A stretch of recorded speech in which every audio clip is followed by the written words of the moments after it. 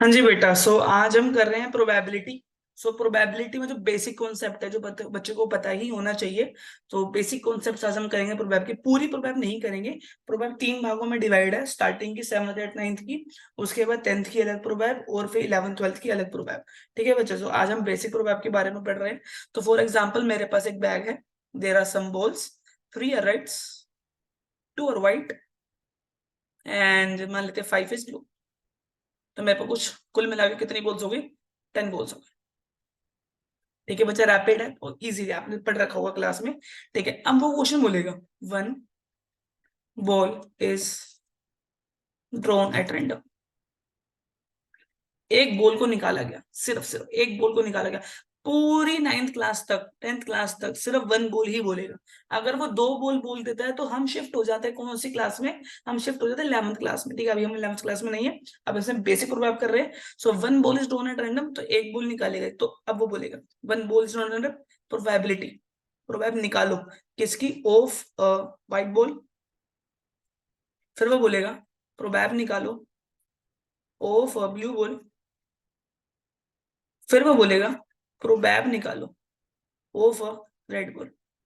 और एक हो सकता है लास्ट बोल दे, प्रोबैब निकालो ऑफ ब्लैक बॉल। अब कई बच्चे बोलेंगे ब्लैक तो है नहीं, लेकिन रुको सुनो। तो प्रोबेबिलिटी व्हाइट बॉल की कितनी होगी? प्रोबेबिलिटी व्हाइट बॉल की कितनी होगी? प्रोवाइड व्हाइट बॉल कितनी है बेटा? दो अपॉन टोटल बॉल कितनी है? तो देयर आर द चांसेस। तो प्रोबैब कुछ नहीं है, सिर्फ चांसेस का खेल है। दो चांस है व्हाइट बॉल के आने के टोटल में से। टोटल कितना बेटा? 10। टोटल कितना बेटा? 10। सेकंड, व्हाइट बॉल के आने के चांसेस, व्हाइट कितना बेटा? 5। अपॉन में कितना आएगा बेटा? Total again 10। रेड बॉल के बेटा 3। टोटल कितना बेटा? 10। ब्लैक बॉल नहीं है, ब्लैक बॉल नहीं है, तो it is an impossible event है। इम्पॉसिबल इवेंट मतलब जो हो ही नहीं सकता। और कभी भी जब इम्पॉसिबल इवेंट आता है तो सोचो, एक मिनट रुको। व्हाइट ब्लैक बॉल कितनी? 0। टोटल कितना? 10। आंसर कितना? 0। तो ध्यान रखना है, इम्पॉसिबल इवेंट हमेशा क्या होगा? 0। इम्पॉसिबल इवेंट जो हो ही नहीं सकता। मंडे के बाद वेडनेसडे आ जाए, क्या ये हो सकता है? तो बताओ इसकी प्रोबेबिलिटी क्या है? 0। ठीक है, ट्यूसडे के बाद थर्सडे आ जाए, हो सकता है? नहीं हो सकता, तो इसकी प्रोबेबिलिटी क्या है? 0। बात समझ आ रही है? क्लियर है यहां तक? तो probability of impossible event is 0। अच्छा सुनो, अगर probability of impossible is 0, then probability of sure कितना होगा?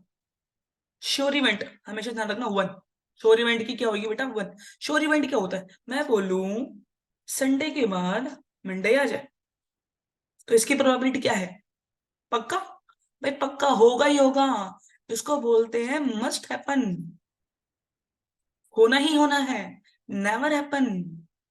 कभी हो ही नहीं सकता। तो कभी हो ही नहीं सकता, तो मैं आंसर हो गया 0। हमेशा होगा ही होगा, तो आंसर हो गया 1। ठीक है।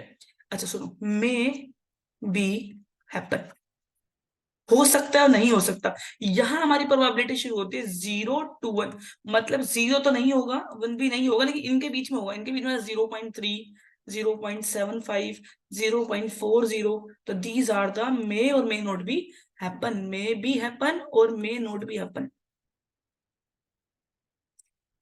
तो हो भी सकता है और नहीं भी हो सकता। जैसे मैं एक बार बताऊं, मैं सिक्का उछालता हूँ, ठीक है, सिक्का उछल, हो सकता है हेड आ जाए, हो सकता है टेल आ जाए।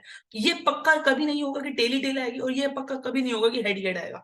ठीक है, ओके, बात समझ आ रही है? ओके, समझ आ रही है? तो इसका इवेंट क्या हो जाएगा? पक्का ना 0 हो सकता है ना 1 हो सकता है। 1 कब हो सकता था? मैंने सिक्का लिया, दोनों तरफ से टेल टेल चिपका दिया, दो सिक्कों को चिपका दिया। अब मैं कितनी बार मर्जी उछाल लू, हमेशा टेल आएगा। हमेशा टेल है, हमेशा टेल आएगा। मस्ट बी हैपन, तो आंसर हो गया 1। अच्छा, मैं टेल का सिक्का उछाल रहा, दोनों तरफ टेल है, मैं बोलूं हेड कब आएगा? भाई हेड आ ही नहीं सकता, क्योंकि उसका हेड है ही नहीं। तो नेवर हैपन मतलब प्रोबेबिलिटी हुई 0। बात समझ आ रही है? तो अभी आपको ध्यान रखना है कि प्रोबेबिलिटी की रेंज की बात करते हैं। हम बोलेंगे रेंज ऑफ प्रोबेब। ध्यान रखना है, रेंज ऑफ प्रोबेब हमेशा 0 to 1 होती है। जैसे प्रोबेबिलिटी हमेशा 0 हो सकती है, 1 भी हो सकती है, और इनके बीच की ही रहेगी।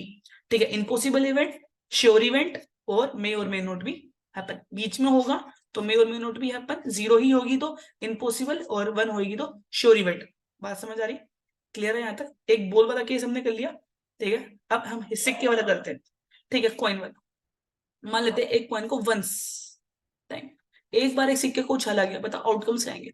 आउटकम्स का मतलब होता है क्या क्या आ सकता है, या फिर इवेंट बोल सकते हो आप इसको, क्या बोल सकते हो बच्चे, इवेंट। तो क्या क्या आ सकता है, मेरे ख्याल से हेड आ सकता है या फिर टेल आ सकता है। तो वो पूछेगा प्रोबेबिलिटी ऑफ हेड बताओ, तो बताओ प्रोबेबिलिटी हेड कितने इवेंट है, प्रोबेबिलिटी कितनी बता हेड की, वन, टोटल कितने बचे, दो, आंसर हो गया ना। चलो प्रोबेबिलिटी ऑफ टेल बताओ, टेल बताओ कितनी बार टेल है, वन, टोटल कितने, दो, खत्म, बात सिंपल सी है और कुछ नहीं है। ठीक है चलो, अब मैंने बोला कि मैंने ना 2 बार कॉइन उठाया, कितने बार उछाला, 2 बार, सही है। अगर मैं 2 बार कॉइन उछालूंगा तो हेड हेड आ सकता है, टेल टेल आ सकता है, हो सकता है पहले में टेल अगले में हेड आ जाए, हो सकता है पहले में हेड दूसरे में टेल आ जाए। बात समझ आ रही है, क्लियर है। प्रोबेबिलिटी ऑफ, देखो मैं महंगे कॉन्सेप्ट नहीं करवा रहा, इजी कॉन्सेप्ट करवा रहा हूँ, ठीक है, ताकि बेस बन सके। महंगे कॉन्सेप्ट करवाऊंगा 10th क्लास वाली वीडियो में, ठीक है। तो प्रोबेबिलिटी ऑफ बोथ हेड, या फिर प्रोबेबिलिटी ऑफ वन हेड, या फिर प्रोबेबिलिटी ऑफ टू टेल्स। चलिए, बोथ हेड सिर्फ एक ही बार है, बोथ हेड सिर्फ एक ही बार, टोटल कितने हैं, 4, ठीक है। वन हेड, एक इसमें वन हेड है, एक इसमें वन हेड है, 2/4, ठीक है। टू टेल कितनी बार, सिर्फ वन, तो वन अपॉन कितना, टोटल 4। जो कट सकता है काटेंगे, ये कट सकता है काट दिया, ठीक है। सबके आंसर हो गए, क्लियर है, बेसिक कॉन्सेप्ट कर रहे हैं। चलिए अब हम देखो, हो सकता है वैसे तो कॉइन हमने एक बार उछाला, 2 बार उछाला, अब तीसरी बार भी उछलता है, लेकिन तीसरी बार वाला ट्रेजर मैथमेटिक्स वाली वीडियो में नहीं डालेंगे आज वाली, हम डालेंगे उसको 9th और 10th, और जब हम आगे प्रोसीड करेंगे तब, ठीक है। सो अभी हम एक और कॉन्सेप्ट करेंगे डाइस वाला, ठीक है। डाइस पे क्या है बताओ, हम सिक्का उछलते हैं, सांप सीढ़ी में खेलते हैं जो, ठीक है। तो उसके अंदर क्या क्या आ सकता है, 1 2 3 4 5 6, ये क्वेश्चन आ सकता है। वो क्वेश्चन बोलेगा probability of even number when a dice is thrown, when a dice is thrown, एक डाइस को फेंका गया, एक डाइस को फेंका गया, तो इवन नंबर, इवन में सोचो सोचो, इवन इवन इवन कितने, 3, टोटल कितने, 6, हो गया, कट सकता है, काट दिया, 3 के टेबल से रिड्यूस कर दिया। अच्छा, probability of prime number, prime number कौन से होते हैं, जैसे अपने टेबल में जाते हैं, 2, यहां से लिखता हूँ, यहां लिखता हूँ 2 3 5, 2 3 5, बात समझ आ रही है। तो कितने नंबर हो गए, 3/6, आंसर आ गया 1/2, क्लियर। तो प्रोबेबिलिटी ऑफ अब लिख सकते हैं ओड नंबर, कितने ओड नंबर, मेरे ख्याल से एक, मैं यहाँ लिख देता हूँ, ओड नंबर कौन कौन से, 1 है, 3 है, 5, ठीक है बच्चे। तो ये हो गया 3/6, तुम लोग कह रहे हो समय यही आंसर आएगा क्या। प्राइम नंबर कौन कौन से, प्राइम है 2 3 5, इवन कौन से 2 4 6, ठीक है। अगला प्रोबेब ऑफ मल्टीपल ऑफ 3, मतलब 3 से डिवाइड होने वाले, 3 और 6, 9 हो सकता है, लेकिन 9 आते नहीं डाइस के अंदर, तो आंसर हो गया 2/6, आंसर आ गया 1/3।